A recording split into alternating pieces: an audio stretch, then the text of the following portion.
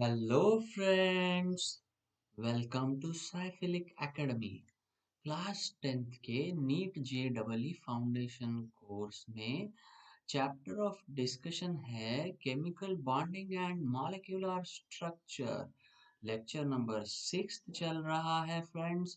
तो आज हम देखने वाले हैं dipole moment and Fajans rule. Left side में आप जिन ग्रेट साइंटिस्ट की फोटो देख रहे हैं वो है काजिमियर्स फैजन्स, जिन्होंने ये फैजन्स रूल दिया था। और राइट साइड में जो है ये है पीटर डेबिये, जिन्होंने डाइपोल मोमेंट जो को मॉलिक्यूलर स्ट्रक्चर को बताने के लिए डाइपोल मोमेंट के टर्मिनोलॉजी का फर्स्ट टाइम यूज किया था।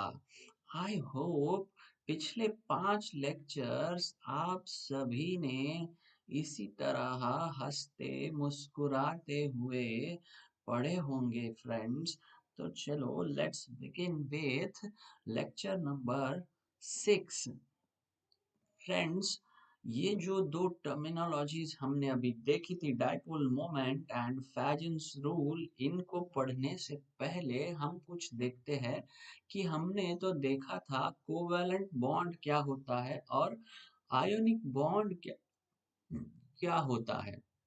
मान लो फ्रेंड्स, दो एटम्स है एलिमेंट ए और बी के, और दो एटम्स है एलिमेंट सी और डी के। मान लो ए और बी में अगर कोवैलेंट बॉन्ड है यानी दोनों ने इलेक्ट्रॉन पेयर क्या करके रखी है फ्रेंड्स, शेयर करके रखी है। सर्कल थोड़ा सा बिगड़ गया। और जब इन्होंने ये इलेक्ट्रॉन पेयर शेयर करके रखी है तो ये इलेक्ट्रॉन क्लाउड इन दोनों के अराउंड कैसे रहेगा फ्रेंड्स। मान लो ये इलेक्ट्रॉन पेयर इन्होंने शेयर करके रखी है, तो ये जो दोनों के अराउंड इलेक्ट्रॉन क्लाउड बनेगा फ्रेंड्स, तो ये कुछ इस तरह से बनना चाहिए। That has to be symmetrical about both the atoms। और जब ये जो ओवरऑल इलेक्ट्रॉन क्लाउड है दोनों एटम्स के सराउंडिंग में कैसा रहना चाहिए, सिमेट्रिक रहना चाहिए। और जब ये आयोनिक बॉन्ड है फ्रेंड्स, आयोनिक बॉन्ड है, तो सी के मान लो सी कैटायन है, इसका जो आउटर मोस्ट शेल इलेक्ट्रॉन है इस पर पॉजिटिव चार्ज है, तो ये इस तरह से गपचुप बाजू में रहना चाहिए। इन दोनों में फोर्स ऑफ अट्रैक्शन है, इसके ऊपर पॉजिटिव चार्ज है, इसके ऊपर नेगेटिव चार्ज है। और मान लो ये एनायन है, तो ये जो कैटायन है, नेगेटिव चार्ज ऊपर बना देंगे, ये कैटायन जो है इसके इलेक्ट्रॉन क्लाउड को डिस्टर्ब नहीं करना चाहिए, डिस्टर्ब नहीं करना चाहिए, क्योंकि ये क्या है, आयोनिक बॉन्ड है। इधर क्या हो रहा है, कंप्लीट ट्रांसफर ऑफ इलेक्ट्रॉन हो रहा है to complete the octet. Lewis structure में हमने क्या देखा, कोसेल एंड लुईस अप्रोच में ये जो दो तरह के बॉन्ड बन रहे हैं, एक है आयनिक और एक है कोवैलेंट बॉन्ड।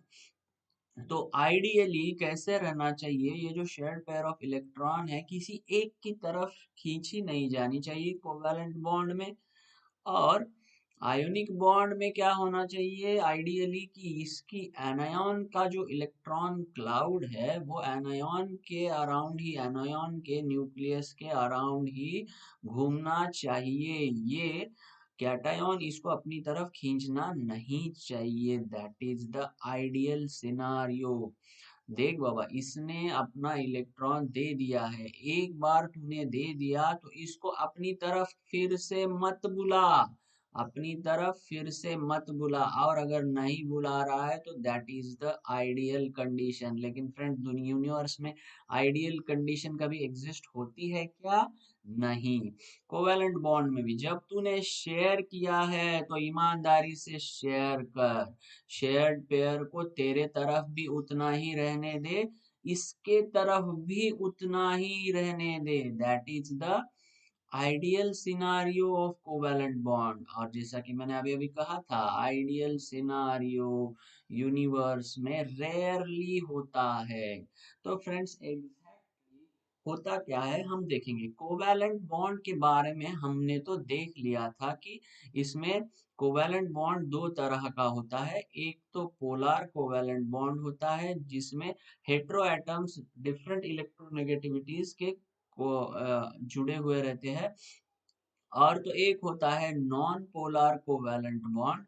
इसमें क्या होता है, सेम इलेक्ट्रोनेगेटिविटी सिमिलर एटम्स जुड़े हुए होते हैं, इसलिए जो इलेक्ट्रॉन क्लाउड है किसी एक तरफ शिफ्ट, शेयर्ड पेयर जो है वो किसी एक तरफ शिफ्ट नहीं होती है। फ्रेंड्स आज हम जो डिस्कस करने वाले हैं वो ज्यादा से ज्यादा आयोनिक बॉन्ड के बारे में रहेगा। तो फ्रेंड्स आयोनिक कंपाउंड हो या कोवैलेंट कंपाउंड हो, आइडियल सिनारियो जो है वो एग्जिस्ट नहीं करता है। जैसे कि मान लो कोई A प्लस का कैटायन है और B माइनस का एनायन है, तो ये कैटायन B के इलेक्ट्रॉन क्लाउड को अपनी तरफ खींचना शुरू करता है, क्योंकि इसके ऊपर जो पॉजिटिव चार्ज है वो चुप नहीं बैठता, ये स्टेबल नहीं है। तो ये इलेक्ट्रॉन क्लाउड जो है A के और B के अराउंड क्या हो जाता है, इस तरह से डिस्टॉर्टेड हो जाता है। क्या हो जाता है, इस तरह से डिस्टॉर्टेड हो जाता है। और जो ये इलेक्ट्रॉन क्लाउड का जो सेंटर है, ये जो कि दोनों के सेंटर में था, तो वो शिफ्ट हो जाएगा। किधर शिफ्ट हो जाएगा, जिधर इलेक्ट्रोनेगेटिविटी ज्यादा है उधर शिफ्ट हो जाएगा। और इस शिफ्टिंग की वजह से फ्रेंड्स क्या जनरेट हो जाएगा, डाइपोल जनरेट हो जाएगा। डाइपोल क्या होता है, two equal and opposite charges. मान लो ये एक एटम है और ये एक एटम है। मान लो ये कैटायन का न्यूक्लियस है और ये एनायन का न्यूक्लियस है। दोनों के ऊपर तो चार्ज क्यू है। तो ये जिस डिस्टेंस से सेपरेट हो रहे हैं, टू ऑपोजिट चार्जेस, एक क्या है कैटायन का पॉजिटिव चार्ज है, एक एनायन का नेगेटिव चार्ज है। Two equal and opposite charges क्या हो रहे हैं, सेपरेट हो रहे हैं किसी पर्टिकुलर डिस्टेंस d से। तो इस सिस्टम को हम कहते हैं डाइपोल। और इसका वैल्यू कितना है, ये डिटरमाइन, ये बताता है हमें कौन, dipole moment. Measure of dipole is dipole moment, जिसे हम रिप्रेजेंट करते हैं म्यू से, which is equal to Q into D. अगर आप क्यू देखेंगे तो ये क्या है, चार्ज, जिसे हम मेजर करते हैं कूलोम में और डिस्टेंस मेजर करते हैं मीटर में। तो डाइपोल मोमेंट का यूनिट क्या हो गया, कूलोम मीटर। लेकिन अगर चार्ज देखेंगे फ्रेंड्स मॉलिक्यूल के लिए, तो वो बहुत ही बेहद स्मॉल होता है। तो उसके लिए ये कूलोम मीटर जो है वो कोई सूटेबल चार्ज नहीं है। तो फ्रेंड्स सबसे पहले मॉलिक्यूलर स्ट्रक्चर एक्सप्लेन करने के लिए डाइपोल मोमेंट को कॉइन किया था साइंटिस्ट पीटर डेबिये ने। He was a great scientist जिन्हें उनके एक्सरे डिफ्रैक्शन और डाइपोल मोमेंट के काम के लिए, मैं इधर नोट करूंगा, एक्सरे डिफ्रैक्शन और डाइपोल मोमेंट के काम के लिए नोबेल प्राइज भी मिला था फ्रेंड्स। तो ये थे पीटर डेविए। तो इनके ऑनर में ये डाइपोल मोमेंट मॉलिक्यूल्स के लिए मेजर करने के लिए एक यूनिट डिफाइन किया गया जिसका नाम है डेविए। और वन डेविए होता है 3.33564 इंटू 10 to the power -30 कूलोमीटर। आप इमेजिन कर सकते हो फ्रेंड्स कि वन स्मॉल सा डाइपोल मोमेंट हो सकता है। तो फ्रेंड्स इलेक्ट्रिक चार्ज जो है ये प्रोटॉन और इलेक्ट्रॉन का बेहद ही स्मॉल होने से कूलम मीटर में हम ये मेजर करना उचित नहीं होगा, दैट विल बी वेरी क्यूम्बरसम। इसलिए इस यूनिट को कॉइन किया गया जिसका नाम है debye, which is equal to 3.33564 into 10 to the power minus 30. So friends, this was about the dipole moment. I hope all of you have understood कि dipole होता क्या है। Due to charge separation, charge क्या हो रहे हैं friends, इधर separate हो रहे हैं। एक जगह पे जो सेंटर में, एक ही जगह पे जो दोनों चार्जेस का सेंटर था, वो क्या हो रहा है, इलेक्ट्रॉन क्लाउड के शिफ्ट होने से वो दो चार्जेस सेपरेट हो रहे हैं। इसका सेंटर इधर हो जाएगा और इस क्लाउड के लिए भी सेंटर किधर थोड़ा सा बाजू में हो जाएगा। तो इस वजह से ये जो दो चार्जेस सेपरेट हो रहे हैं ना फ्रेंड्स किसी डिस्टेंस से, इस वजह से इधर जो डाइपोल बन रहा है उसके डाइपोल का मेजरमेंट हम करते हैं डाइपोल मोमेंट में। and dipole moment is given by q into d and represented by mu। तो ये कूलोमीटर इस एटम्स के लिए बहुत ही बड़ा यूनिट हो जाएगा, इसलिए टर्म यूज किया गया debye, which is equal to 3.33564 into 10 to the power minus 30 coulomb metre. तो फ्रेंड्स हम आगे जाके देखते हैं कि ये डाइपोल मोमेंट अगर किसी दो एटम्स में है तो उसे रिप्रेजेंट कैसे करते हैं।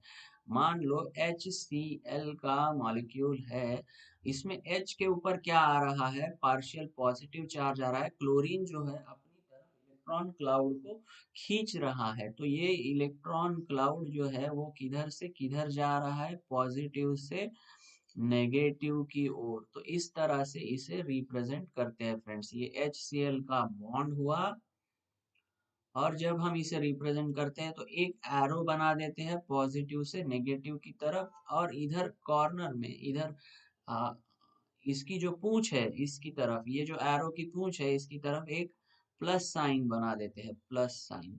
तो इस तरह से इसका कन्वेंशन है डाइपोल मोमेंट दिखाने का। तो फ्रेंड्स डाइपोल मोमेंट हमें ब्रीफ आइडिया तो आ गया किधर बनने की संभावना होती है, जिधर जिधर इलेक्ट्रो नेगेटिविटी में डिफरेंस है, जिस वजह से किसी एक के ऊपर पार्शियल पॉजिटिव चार्ज बन रहा है और किसी एक एटम के ऊपर पार्शियल नेगेटिव चार्ज बन रहा है। तो फ्रेंड्स हम कुछ एग्जांपल्स देखेंगे तो हमें और ज्यादा डाइपोल मोमेंट के बारे में क्लियर पिक्चर होगा। Which of the following molecule will not have zero dipole moment? This is from your MTG book only। इसी में का ये प्रश्न हम ले रहे हैं। The question is which of the following molecule will not have zero dipole movement, और स्ट्रक्चर्स दिए हैं carbon dioxide, water, ammonia and BeF2। तो एक के बाद एक स्ट्रक्चर देखेंगे फ्रेंड्स। CO2 को हम कैसे प्रेजेंट करते हैं friends, C double bond O, C double bond O। तो थोड़ा सा हम रिलेटिवली देखेंगे। H2O को हम ऐसे लिखते हैं क्या फ्रेंड्स, HOH? नहीं, क्योंकि ये सिमेट्रिक नहीं रहता है। जब आप VSEPR थ्योरी पढ़ेंगे इस चैप्टर में तो आपको ये समझ में आ जाएगा और ज्यादा। फिलहाल आप इतना ध्यान रखो, ऑक्सीजन के ऊपर हमने लुईस स्ट्रक्चर में देखा था फ्रेंड्स, कितने लोन पेयर आते हैं, दो लोन पेयर आते हैं। तो लोन पेयर का रिपल्जन जो होता है वो ज्यादा होता है, किससे, लोन पेयर बॉन्ड पेयर से। और इसका भी रिपल्जन ज्यादा होता है किससे, बॉन्ड पेयर से। यानी सबसे ज्यादा रिपल्जन किसमें होता है, लोन पेयर में सबसे ज्यादा रिपल्जन होता है। और क्योंकि इधर दो लोन पेयर्स है तो ये ऑक्सीजन इस बॉन्ड पेयर को क्या करता है, दबा देता है नीचे कुछ इस तरह से, और ये बॉन्ड एंगल बन जाता है near about 104 degrees due to these two lone pairs. ये बन जाता है near about 104 degrees. Whereas अगर आप इधर कार्बन को देखोगे तो कार्बन के ऊपर कोई भी लोन पेयर नहीं है, तो ये लीनियर स्ट्रक्चर रह जाएगा। इस तरह से इस कार्बन और ऑक्सीजन में जो डायपोल बनेगा, वो डायपोल जो है वो इधर वाले डायपोल से नलीफाई हो जाएगा, कैंसल हो जाएगा। इसलिए नेट डायपोल जो है, नेट डायपोल मोमेंट जो है वो CO2 के ऊपर क्या रहेगा, जीरो रहेगा फ्रेंड्स। और ये जो है डायपोल मोमेंट, ये कैसी क्वांटिटी है फ्रेंड्स, वेक्टर क्वांटिटी है। यानी इसको दिशा भी है, ये इस दिशा में है, ये इस दिशा में है, तो ये दोनों के दिशा अपने को आपस में अपोज करके एक दूसरे को नलीफाई कर रहे हैं। Same thing is happening in case of BeF2। BeF2 ये वाला इधर वाला डायपोल इधर वाले डायपोल को क्या कर देगा, कैंसल कर देगा, तो नेट डायपोल जो है वो जीरो रहेगा। वेराज H2O और NH3 में फ्रेंड्स क्या है, एक NH3 में एक लोन पेयर है, जिस वजह से इसमें भी बॉन्ड एंगल जो है वो डिस्टर्ब हो चुका है। इसमें 107 डिग्री बॉन्ड एंगल है। आइडियली ये कैसा रहना चाहिए था, ट्रायंगुलर है, तो इस तरह से 120 डिग्रीज एंगल पे अगर ये रहता था, तो इसमें भी डायपोल मोमेंट जो है वो जीरो रह जाती थी। लेकिन इधर जो है इस लोन पेयर की वजह से इधर जो रिपल्जन हो रहा है, इसकी वजह से नेट डायपोल जो है वो जीरो नहीं रहेगा H2O और NH3 में। फ्रेंड्स ये देखिए, इसका डायपोल हम इस तरह से रिप्रेजेंट करेंगे, और इधर वाला जो डायपोल है हम कुछ इस तरह से रिप्रेजेंट करेंगे। सिमिलरली अमोनिया में भी H जो है वो पॉजिटिव है, तो इधर प्लस लगा दो।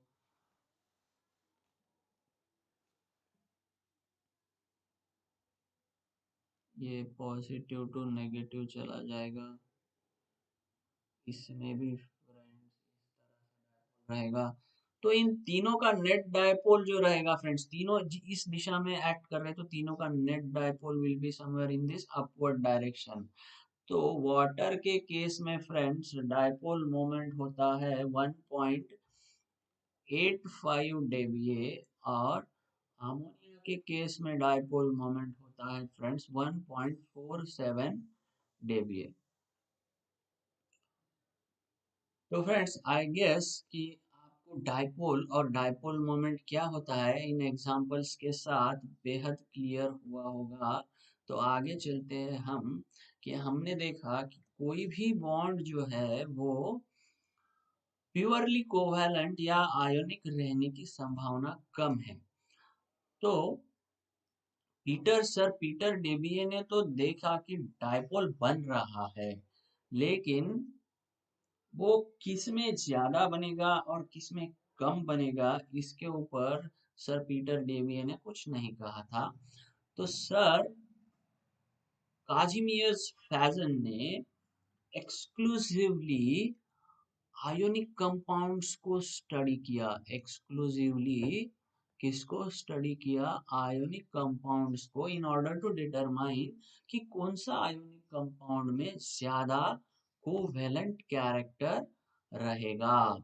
And that is the Fajans rule. Relative study of covalent character between ionic compounds can be done on the basis of Fajans rule. ये पोलैंड के साइंटिस्ट थे, तो इसे Fajans is the proper pronunciation, लेकिन we are Indians, Indian pronunciation is Fajans rule. Fajans rule. तो it is based on polarising power of cation and polarisability of anion. हाँ, घबराना नहीं, अभी बता दूंगा ये क्या क्या होता है खेल। समझ लो, एक आयनिक कंपाउंड है जिसमें ए वाला जो है ये कैटायन है, और बी वाला जो है ये एनायन है। तो फ्रेंड्स अभी हमने देखा था कि इलेक्ट्रॉन क्लाउड को जो कैटायन है अपनी तरफ खींचने की वजह से इसमें एनायन में क्या हो रहा है, एनायन के इलेक्ट्रॉन क्लाउड में पोलराइजेशन हो रहा है। तो इसकी अपने ओर इलेक्ट्रॉन को खींचने की शक्ति और एनायॉन की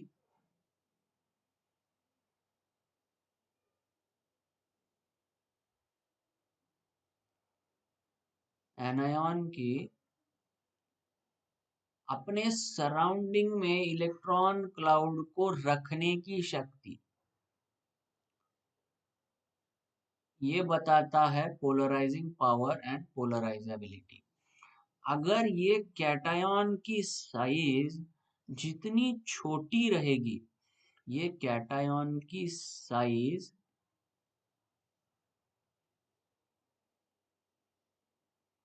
जितनी छोटी रहेगी उतना इसका न्यूक्लियस स्ट्रांगली इलेक्ट्रॉन क्लाउड को अपनी तरफ खींचेगा। ये तो एक पॉइंट हो गया।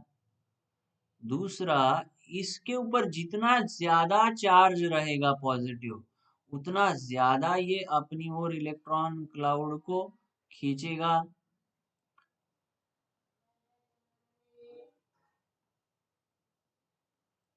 और ये जो दो फैक्टर्स है क्या डिसाइड करते हैं? Polarising power of cation. ये जो चीज हो रही है ये पोलराइजेशन है, और ये कैटायन की जो शक्ति है, polarising power of cation will decide कि उसमें कितना कोवैलेंट कैरेक्टर बनेगा। जितनी ज्यादा इसकी शक्ति रहेगी अपनी ओर खींचने की, उतना ज्यादा इसमें कोवैलेंट कैरेक्टर रहेगा। साइज ऑफ कैटायन जितना छोटा रहेगा, जितना कैटायन छोटा रहेगा, उतना शक्ति, ज्यादा शक्ति से वो अपनी ओर इलेक्ट्रॉन क्लाउड को खींचेगा और उतना ज्यादा इसमें कोवैलेंट कैरेक्टर रहेगा। जितना ज्यादा चार्ज कैटायन के ऊपर रहेगा, उतना ज्यादा वो इलेक्ट्रॉन क्लाउड को अपनी ओर खींचेगा और उतना ज्यादा कोवैलेंट कैरेक्टर उसमें बनेगा।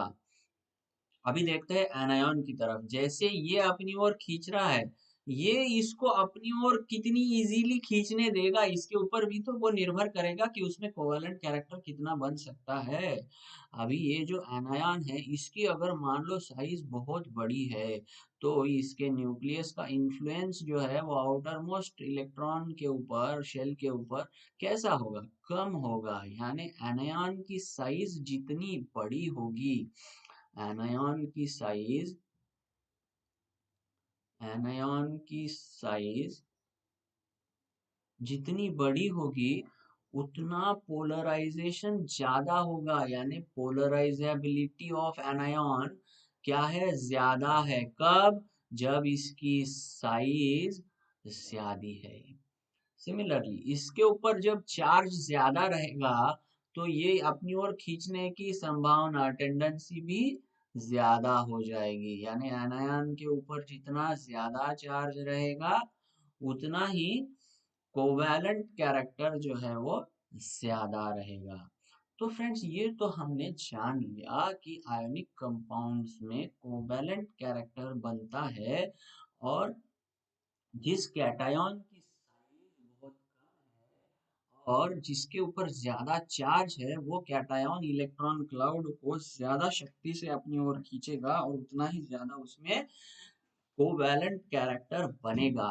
और जिस एनायन की चार्ज ज्यादा है और साइज ज्यादा है, उसकी पोलराइजेबिलिटी ज्यादा होगी और उतना ही ज्यादा उसमें कोवैलेंट कैरेक्टर बनेगा। तो आयोनिक कंपाउंड में ज्यादा कोवैलेंट कैरेक्टर किसमें रहेगा, ये जान के हमें फायदा क्या हो रहा है फ्रेंड्स? तो सबसे पहले तो ये जान लो फ्रेंड्स, आयोनिक कंपाउंड्स जो होते हैं वो कैसे होते हैं। ये इनमें फोर्स ऑफ अट्रैक्शन जो होता है वो बहुत ही स्ट्रांग होता है, और ये जनरली सॉलिड्स होते हैं, और इसमें मेल्टिंग पॉइंट जो है वो बहुत ही हाई रहता है। और इनकी जो सॉल्युबिलिटी रहती है, ये वाटर में कैसी होती है? बहुत ही हाईली सोल्यूबल रहते हैं ये, हाईली सोल्यूबल रहते हैं। और ये कलर में ज्यादा कलर्ड नहीं रहते, ये फेंट कलर्ड रहते हैं। ये कैसे रहते हैं? फेंट कलर्ड सॉलिड्स रहते हैं। ये क्या रहते हैं? फेंट कलर्ड सॉलिड्स रहते हैं। और जैसे जैसे इसमें कोवैलेंट कैरेक्टर इंट्रोड्यूस होना चालू हो जाता है फ्रेंड्स, तो इसका मेल्टिंग पॉइंट कम होना शुरू हो जाता है, सोल्यूबिलिटी कम होनी शुरू हो जाती है और इसमें कलर इम्पार्ट होना शुरू हो जाता है। तो it will be more clear. हम कुछ एग्जांपल्स देखते हैं फ्रेंड्स। तो देखो फ्रेंड्स, दो सॉलिड्स के एग्जांपल हमने रिलेटिव स्टडी के लिए है। तो सबसे पहला है BeF2 और दूसरा है MgF2। तो दोनों में से किसका मेल्टिंग पॉइंट ज्यादा रहेगा, ये हमें बताना है।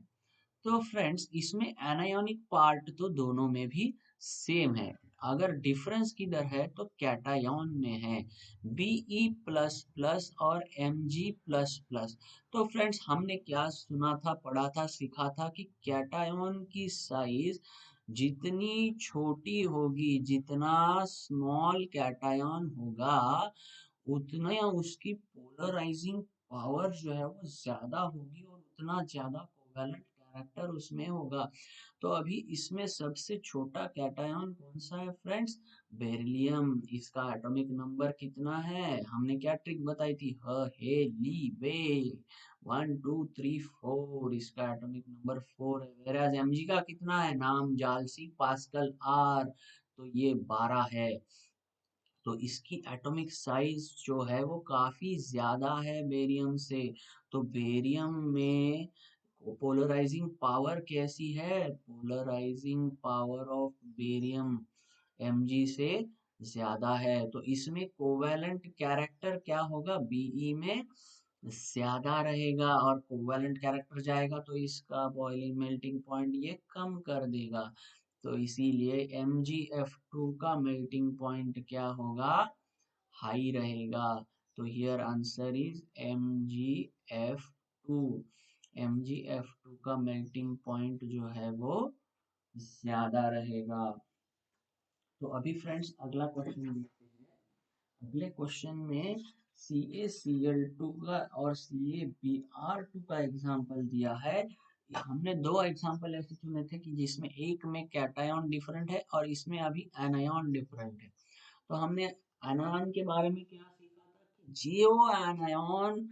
जो एनायन साइज में बड़ा है, साइज में बड़ा है, उसमें कोवैलेंट कैरेक्टर ज्यादा रहेगा क्योंकि उसका इन्फ्लुएंस जो है न्यूक्लियस से, सेंटर से बाहर की शेल में बहुत ही कम रहेगा। इसलिए कैटायन को आसानी होगी, कैटायन को एनायन से इलेक्ट्रॉन क्लाउड खींचने में आसानी होगी। तो अभी देखते हैं हैलोजेंस में एटॉमिक साइज जो है कैसे बढ़ती है। फसल बरी, इसको भी याद रखने का ट्रिक ध्यान में ले लो फ्रेंड्स, फसल बरी। तो आयोडीन जो है ये सबसे बड़ा है, ये सबसे बड़ा खिलाड़ी कौन है इसमें? आयोडीन है। तो अपने दिए हुए एग्जाम्पल में कौन सा एनायन बड़ा होगा फ्रेंड्स? ब्रोमीन। तो CaBr2 में कोवैलेंट कैरेक्टर क्या होगा? ज्यादा होगा। हाँ, क्यों? क्योंकि Br की जो एटॉमिक साइज है वो ज्यादा है, इसलिए मेल्टिंग पॉइंट जो CaCl2 का है वो ज्यादा रहेगा CaBr2 से। तो इसमें आंसर क्या है? किसका मेल्टिंग पॉइंट ज्यादा होगा? CaBr2 का। और एक हमने एप्लीकेशन देखा था फ्रेंड्स कि जैसे जैसे कोवैलेंट कैरेक्टर इंट्रोड्यूस होता है वैसे वैसे सोल्युबिलिटी कम कम हो जाती है।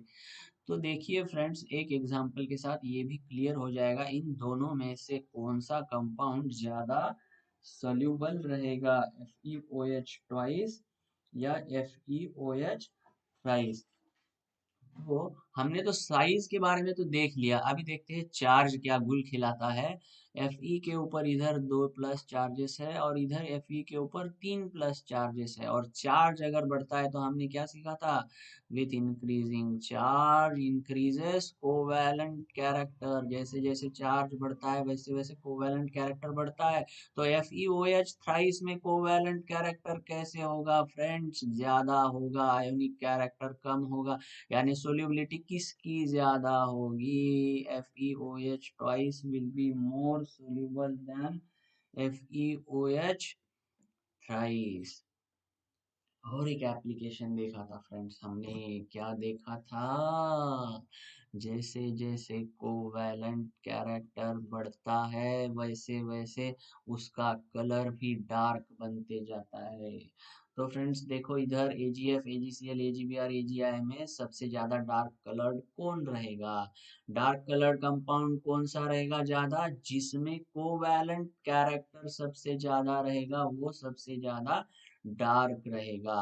और किसमें कोवैलेंट कैरेक्टर ज्यादा रहेगा, जिसका एटॉमिक साइज ज्यादा होगा। तो एटॉमिक साइज सबसे ज्यादा किसका है, हैलोजेंस में, आयोडीन में। तो AgI का कलर सबसे डार्क होगा, उसके बाद में होगा AgBr, उसके बाद में AgCl, उसके बाद में होगा AgF। हाँ फ्रेंड्स, आपको कलर जानने की भी इच्छा जागृत हुई है, मैं जानता हूँ। तो AgF तो रहेगा कलरलेस, AgF रहेगा कलरलेस, AgCl बनेगा वाइट, AgBr बनेगा येलो, और AgI बनेगा डार्क येलो, AgI बनेगा डार्क येलो। तो फ्रेंड्स इस तरह से हमने दो बेहद ही इम्पोर्टेंट कॉन्सेप्ट्स अभी देखे हैं, कैसे हंसते मुस्कुराते हुए देखे हैं, कौन से, डाइपोल मोमेंट और Fajans rule, dipole moment and Fajans rule. I hope it's clear to everybody friends. Thank you, पढ़ते रहिए, हिम्मत ना हारिए, प्रभु ना बिसारिए, हंसते मुस्कुराते हुए जिंदगी बिताइए। इस कोट के साथ अलविदा एंड थैंक यू।